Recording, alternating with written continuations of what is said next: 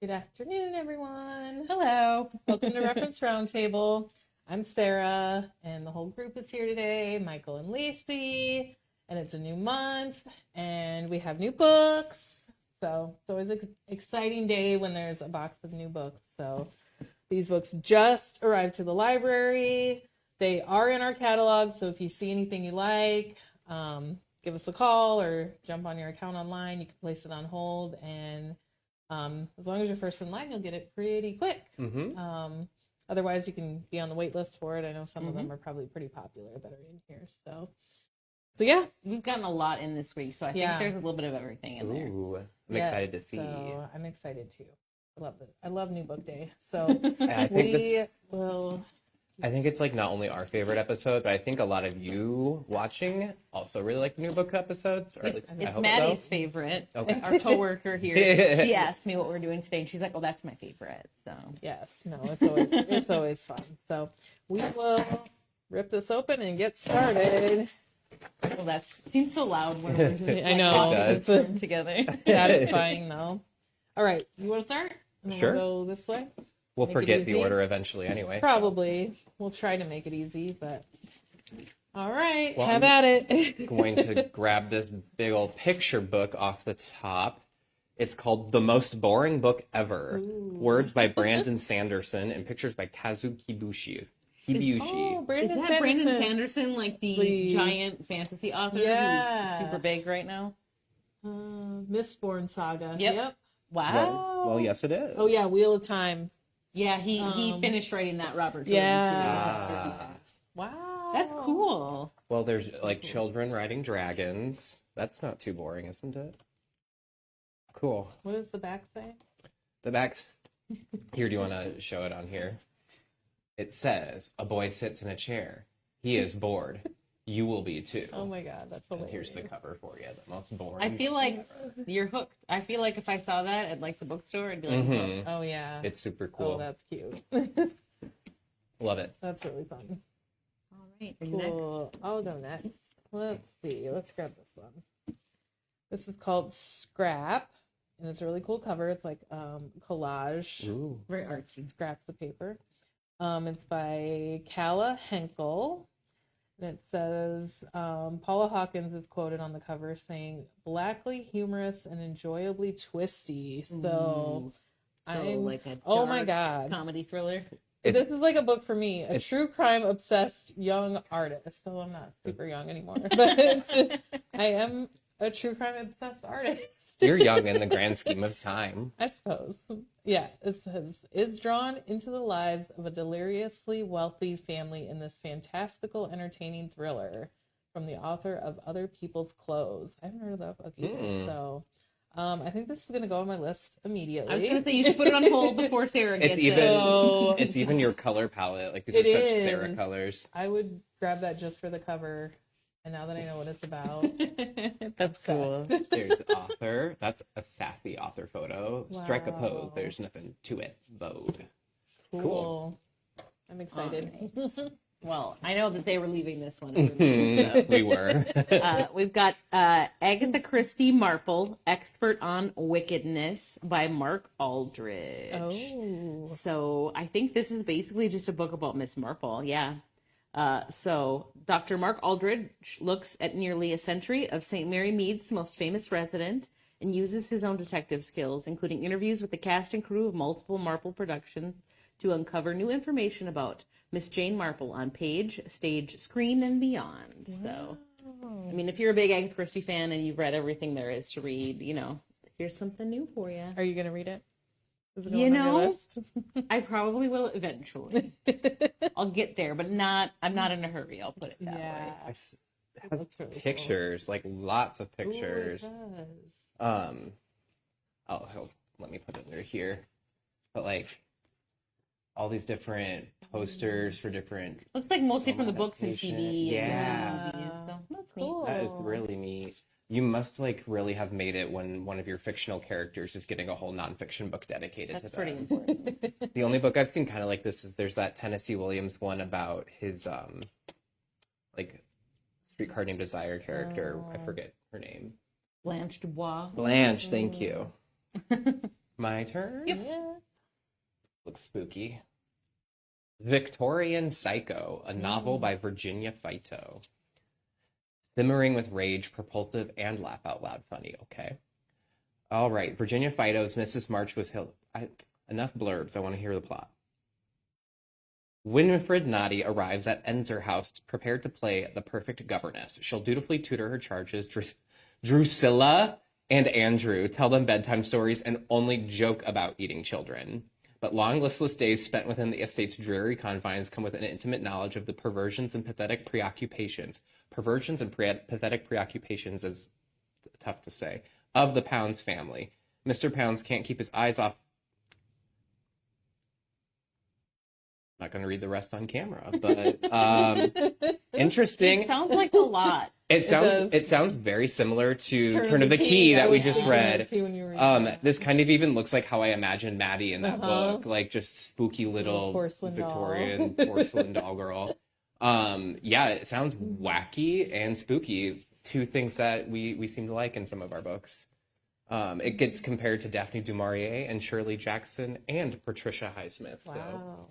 That's quite a group. It is. The Victorian Psycho kind of tells you a whole lot about what to expect, I think. I would say. Okay. We'll go with this one here. Creation Lake by Rachel Kushner. Two-time National Book Award finalist. It was the Booker Prize 2024 shortlisted. It was cool. I know this book was really polarizing, but really big. Like, it was on a lot of year-end lists for 2024 that I saw when we did that episode. Okay. But people, like, there's a bunch of people who really love it and a bunch of people who really don't. It sounds really different. It says it's a novel about a secret agent, a 34-year-old American woman of ruthless tactics and clean beauty who is sent to do dirty work in France. So, very different. Intriguing. Like, that doesn't give you a lot, but it, No. you know, it does sound promising. Creation Lake. Yeah, spy novel. So I would say more like a modern twist on a spy novel with a woman main character, and that's kind of interesting.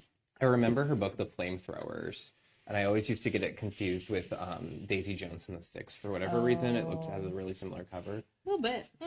But Neat. Well, I think I can tell what kind of book this is.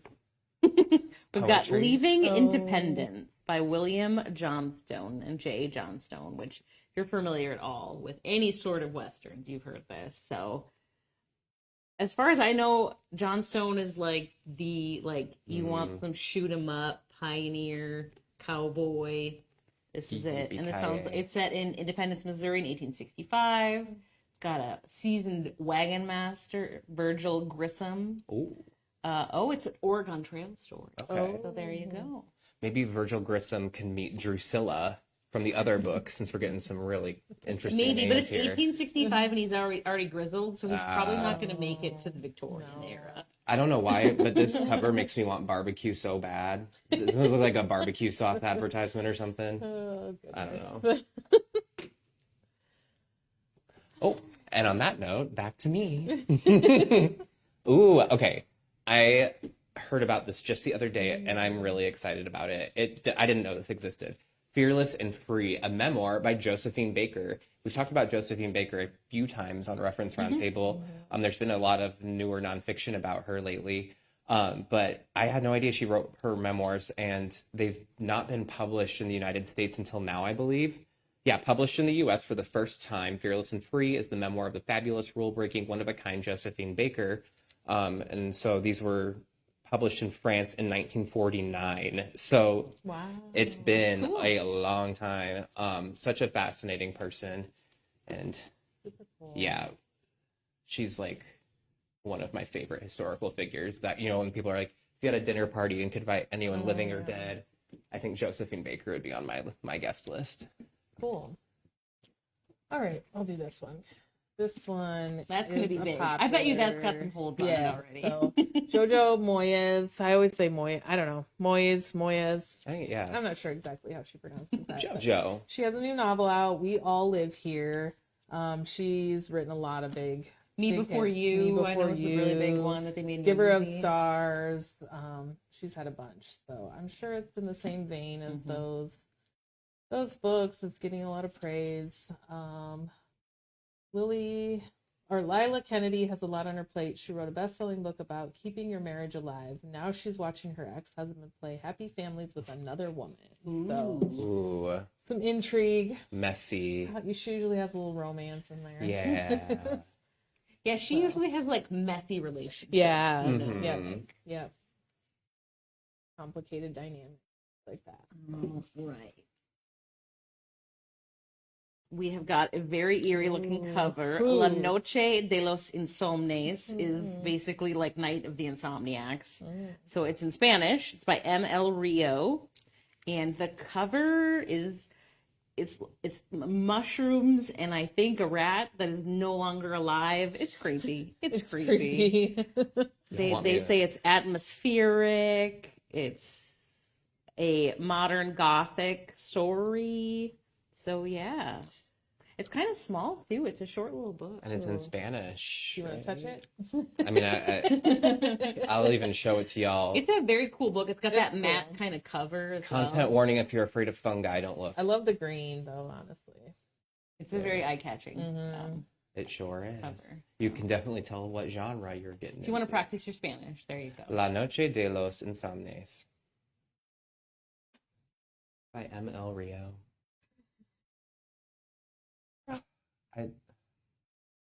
This one. I couldn't choose. It wasn't like I was. Sometimes I'm paralyzed by choice. The book's title is Clickbait. The book's author is Holly Baxter. I love the colors as well. A good old orange cover. The first thing they tell you when you begin your training is never to become the news. Natasha has screwed up big time. Her mistake wasn't just an embarrassment that went viral. It was a breach of journalistic ethics that cost her a prestigious reporting job in London. Back in New York at 35, divorced from a kind man she loved, she finds herself demoted to the bottom of the media food chain, a junior reporter at a clickbait factory rewriting sensational tabloid stories to be just different enough to avoid lawsuits. And then her ex-boyfriend moves back to New York. They have Natasha's growing obsession with him, and her involvement in increasingly dystopian journalism deepens. Her worlds threaten to collide in the most cataclysmic, extremely public way. So I feel like a good hot mess story. That's what this sounds like. Clickbait by Holly Baxter. And Bill has a restaurant recommendation for you, Michael, since you mentioned BBQ. Okay. Because he highly recommends Melted Cow on 4th Street. Okay. I've heard of that. I I have. haven't tried it, but I have heard that's really good. I will try some melted cow. Not literally. Well, although Kind of. kind of literally. Sorry, cows. Well, this book is more in my food style. The narwhals or the sweets? The sweets. Not the narwhals. The sweets. The narwhals, sweet tooth. I am like the narwhal. I am like the narwhal. I would take all of this stuff over barbecue any day. Yeah. Oh, I love Anyway. barbecue. This is it's kind of like a graphic novel, but probably for like younger So kids. cute. It's adorable. It's I like that cute Like- little sea creatures, like a little crab who's so grumpy cute. looking, and it's really Yeah, cute. and it's it says it's number 9. It's a narwhal and jelly book. So there's a series. This is amazing. I love it. That was crabulous. This is Look how adorable. cute. I love it. Aww. Oh, Prickle Prickle Foo. Whatever that my means. That's really goodness, cute. I love it. Very sweet. Well, I hopefully didn't spoil the ending there, but that's cute. Too cute. I didn't say the author. Wait, Did I say the author? Ben Clanton. Ben Ben Clanton. Clanton is the author. All right, We did say cute a lot, though. We did. we did. It's accurate. Mm-hmm. So this one is Everything Must Go. The Stories We Tell About the End of the World by Dorian Linsky. So a rich, captivating, and darkly humorous look into the evolution of apocalyptic thought. So it's kind of the history of like how we've talked about the end of days. Oh, you know, wow. it's cultural history. So he reveals how the secularization of the Christian apocalypse in the early 19th century opened the door to myriad speculations on how we might become the authors of our own downfall. So I mean, maybe not like the most uplifting. Right. It's like giving me cold Interesting. sweats thinking about it. Interesting. I was trying to read this book. I don't know if we ever unboxed it. It was called Nuclear War that came out last year. And I got only a few chapters in and I had to quit because it was giving me panic. And I couldn't Pam says I love it. I think she's talking about the narwhal. Definitely talking about the narwhal. The Not the cover of Everything Must Everything Go. Must Go is really cool. And maybe we'll all be like annihilated by space narwhals or something. And then there's two books are tied together. I guess I'll have to read this to find out. You know, when I was in New York this summer, there was a museum.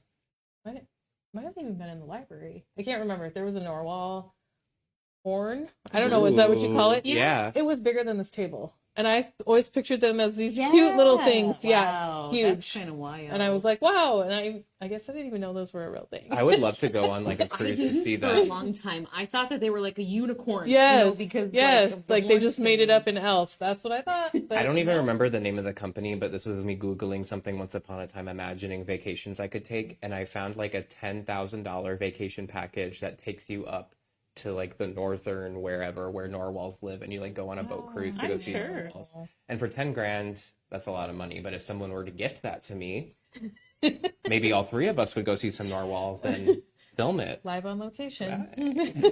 Well, we're sticking with creatures here. This is a DK Super Reader Level 1, so an early reader book, and it's in English and Spanish, which is really great to get that practice while you're young, especially with a subject lots of kids love, like dinosaurs. This one's called Dinosaurs Day, which you can see as El Día de un Dinosaurio.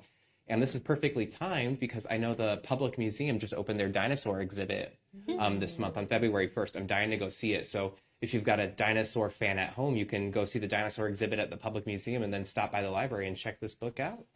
Cool. Super cool. I never get bored of dinosaurs. Okay, I'll take this one. Eleanor Lipman. I'm trying to think what she wrote that was really popular. The name Remember sounds very her name? familiar. Eleanor Well, Lipman. Well, it's Miss- that's not Miss- this one though. no. I can't think. Anyway, this one is called Every Tom, Dick, and Harry. It's a novel. Yeah, the author of Misdemeanor. Misdemeanor. one of the most beloved comedic writers of our time, comes the charming laugh out loud tale of love and criminality, a pitch perfect romantic comedy. Rom-com. Yeah. You could flip to the back flap and see if it Oh mentions yeah. more of See, her I know that she had a really on the dust jacket. Oh. I know she had a really big one. I don't recognize any of those. Oh, I don't she's know what I'm definitely written a thinking few of. things. I don't know what I'm thinking of. She looks awfully cheeky. If anyone knows of an Eleanor Lipman book that was really popular, let us know. I'm gonna look it up after this, but don't know. But it looks really cute. I don't know what they're doing, but there's Yeah, it is really cute cover. It's like, it does make me curious. Isn't this like from a movie? I feel like that's a movie reference. I feel like I remember like Goldie Hawn. I mean, or it's like a someone saying saying that. that's Yeah. been around a Yeah. long time. So I also feel like these like brightly colored, like this type of covers. I've seen a lot of covers that look like this lately. I feel like we're onto a new Oh, trend in yeah. cover design. We're moving away from the nebulous, colorful blobs of the last 5 Yeah. years. got another Spanish book. Ooh. So this is Ooh, in that's Espanol, and it is called La Red Púrpura by Carmen Mola, and that means the purple web. Ooh. And it's really cool. We'll definitely show you. But the edges of the pages are all purple, so it's a very striking cover and everything like that. And it is a black thriller. I'm seeing the words emotional, ooh, and sadistic spectacle. So Well, this is probably going to be dark. Sounds like a trivia episode of Reference Roundtable. So I'm not exactly sure what it's about, but it No, sounds me like it's a pretty neither. dark thriller. Here, look at that. Purple web, purple web. It's a very cool looking it's book. very though. cool. Yeah. I like that. Very Colorful pages is another trend lately. It's kind of fun. Me again? I'm excited about this one. It is Helen of Troy, 1993 by Maria Ziccola, and it's a poetry book, but I do think it tells a story. I was just reading a review about this the other day. I might even be on hold for it. I should go check. Part myth retelling, part character study, this sharp, visceral debut poetry collection reimagines the mythic beauty from Homer's Iliad as a disgruntled housewife in 1990s Tennessee. Rooted in a lush natural landscape, the stunning collection explores Helen's isolation and rebellion as her expansive personality clashes with the social rigidity of her small town. In richly layered poems with settings that range from football games to Chuck E. Cheese to the bathroom of a Motel 6, Helen enters adulthood grasping for agency. So doesn't that sound kind of fun? I think it looks cool. And then it has this like brooding cover.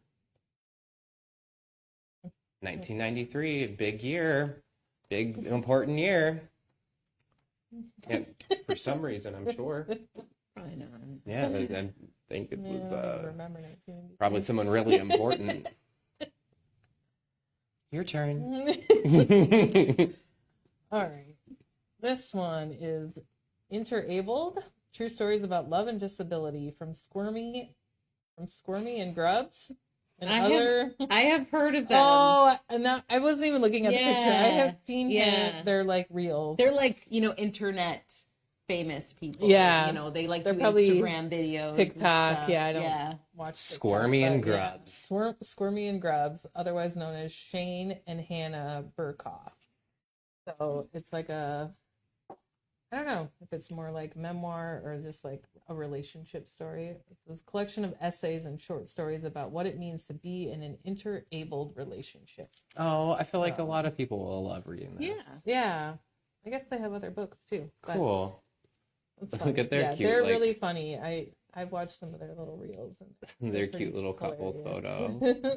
Oh, but I want to know who is Squirmy and who's Grubs. Comment below if you know. Yeah, I don't know think which is which. Squirmy is Shane and Grubs is Hannah. But I could be wrong. All right. I don't know. Squirmy and Grubs, interabled. All right. We have got Prairie Edge, a novel by Connor Kerr. Looks intense. Oh, okay. It's about I always say this wrong. Is it Métis? Mm-hmm. Which I believe is like a Canadian like indigenous. French Canadian indigenous mixed background, I Anyway, think. it's about Métis cousins Isidore Desjardins and Greg Ginther have a beef with their world. There's a new pipeline plowing through traditional territory. It's just, I don't know, it sounds interesting. Like, basically, it just sounds like a lot of stuff's going wrong in their world. And, they hatch a plan to capture a herd of bison from a nearby national park and release the animals in downtown Edmonton, which geez. I have been to before. Oh man, that sounds kind of crazy. Like, the author imagines a web of Métis relationships strained by dislocation, poverty, violence, and cultural drift.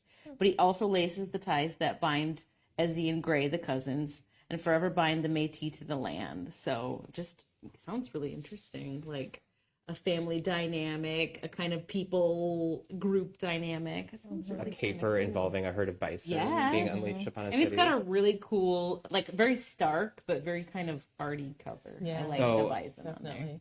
If you're interested in this one, I already know I'm first on the hold list for it, so you'll have to wait until I'm done. But I've been excited to read this one for a while because it sounds so. It all sounds over really the place. different. And I mean, honestly, I haven't read a lot of books set in Canada, so I'm kind of like, that sounds interesting. There you go. Yeah, it does. And yeah, the cover's so cool. And I love the idea of unleashing a herd of bison on it. Like that sounds so urban area. chaotic. I'm so down. This one I recognize. I'm excited about this one. If I remember correctly, it's called People of Means by Nancy Johnson, and about two women and two pivotal moments wondering for justice and equality. In the fall of 1959, Frida Gilroy arrives on the campus of Fisk University full of hope, carrying a suitcase and the voice of her father telling her she's part of a family legacy of greatness. Soon the ugliness of the Jim Crow South intrudes, and she's thrust into a movement for social change. Frida is reluctant to get involved, torn between a soon-to-be doctor her parents approve of and an audacious young man willing to risk it all in the name of justice. Frida finds herself caught between two worlds and two loves, and must decide how much she's willing to sacrifice for the advancement of her people. Then, in 1992 Chicago, Frida's daughter, Tulip, is an ambitious public relations professional on track for an exciting career if workplace politics and racial microaggressions don't get in her way. But with the ruling in the Rodney King trial weighing heavily on her, Tulip feels called to action. When she makes an irreversible professional misstep as she seeks to uplift her community, she must decide, just like her mother had 3 decades earlier, if the cause is worth losing everything she's worked so hard to achieve. So like a intergenerational mother-daughter story that time hops between the civil rights movement in the 1990s, which like I love the way they depict it on the cover. And once again, it's like a similar, like almost like Easter springtime color palette. I feel like we're seeing on a lot of books, but I love stories that like are intergenerational and go back and forth in between time like that. Cool. Okay, 2 left. Oh, I'll take this one. Sweet Nothings. Confessions of a Candy Lover. This one's meant for me too. And the author's name is Sarah Perry. And it's also kind of your colors again. Yeah. So, When are you going to write your book about your love of sweets? I need to, right? And Norwal meat. God. And this says it's essays. So, a fun, sophisticated collection of essays that catalogs the simple and not so simple pleasures of the eclectic world of candy with illustrations by Forsyth Harmon. That sounds interesting. Oh my gosh, this looks so fun. Oh, look at that. Rainbow Brights on Skittles. So they're literally like it's essays about candy and like how they've weaved into the author's life. That sounds really interesting. Well, this one's going on my list too. I feel like I have at least like 5 people I would buy this for as a gift. That's so I love it. Take a look. All the candies, and then all these illustrations interspersed throughout. Oh, perfect for Valentine's Day on Candy Hearts. Pam says, "Oh man, you got 2 about sweets."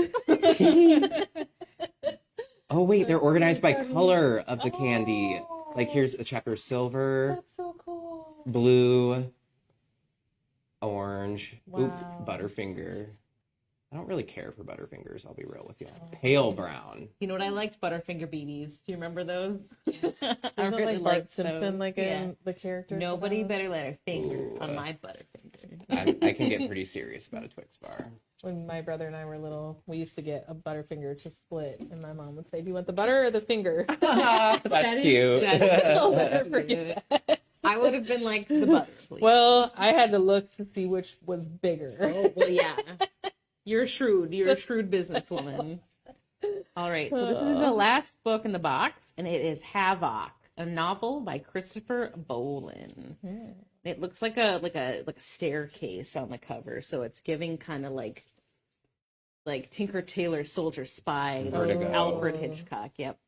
So, Kirkus describes it as Thelma meets the Bad Seed meets the White Lotus, a wicked delight. There's a lot of names there. So it takes place at the Royal Karnak Palace Hotel under the hot Saharan sun. And it's got Maggie Burkhart has a comfortable suite, a loyal confidant, and the hotel manager Ahmed, and a handful of sympathetic friends, other long-termers like herself, who understand her deep grief for her late husband Peter. So it all takes place in a luxury hotel on the banks of the Nile. And she's just kind of known as the sweet old lady in room 309. So she's come there to escape, and there's all kinds of like interesting guests there.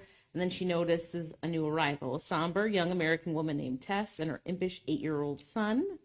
And then it just sounds really cute. She like invites these two into her world and kind of like lets them become her family. They call it propulsive, wickedly, addictively readable. From the modern master of the Highsmithian literary thriller. So it sounds like it's going to have some Trisha Highsmith. She's been name dropped twice today. So it sounds really interesting. It's like a caper on the banks of the Nile also makes me think of your friend Agatha Christie too, absolutely. like kind of Death on the Nile vibes. Who doesn't? Really I mean, cool from back here. I mean, mystery, right? Like mystery people who like mysteries like me love a good like one set in a different country. Yeah. Like, they always are so fun. I can see that. So that sounds. I think I'm gonna have to put that one on my list. I love like any character described as impish, I'm down for. And then it sounds like it could be like a Harold and Maude kind of thing too. Cute. All right, It's very that's thin. it. That's it. we had a really good mix. Mm-hmm. Lots of like different kind of fiction books. Very like interesting. Good A lot of variety. thrillers as usual. Thrillers are Yeah. just like really having their moment. So Mhm. Yeah. It makes me ready for spring and summer with all the bright colors too. It's like winter's almost over, maybe. I don't know. not according to Puxatawny Phil. I don't want to talk about Puxatawny Phil. All right. All right. Well, that was it for today. That's it. Yeah, I won't be here next week, but I've prepared something for these two to do. Sarah and so- I'll be here. We to will be here. entertain. We have some. Yeah. Michael planned a fun episode, pre-Valentine's Day episode for us. So make sure you tune in next week for that surprise. We're going on some blind dates. Blind date. I've set them Yeah. up. Sarah and I'll be blind dating. We'll see. Matchmaker, matchmaker, make me a match. So yes, I think it's gonna be fun. So yeah, tune in next week at 3:30 like usual. And like we said, put any of these books on hold that I know I'm putting a couple on hold when I get out of here. So all right. All right. Until then, we'll See see ya. ya. Bye.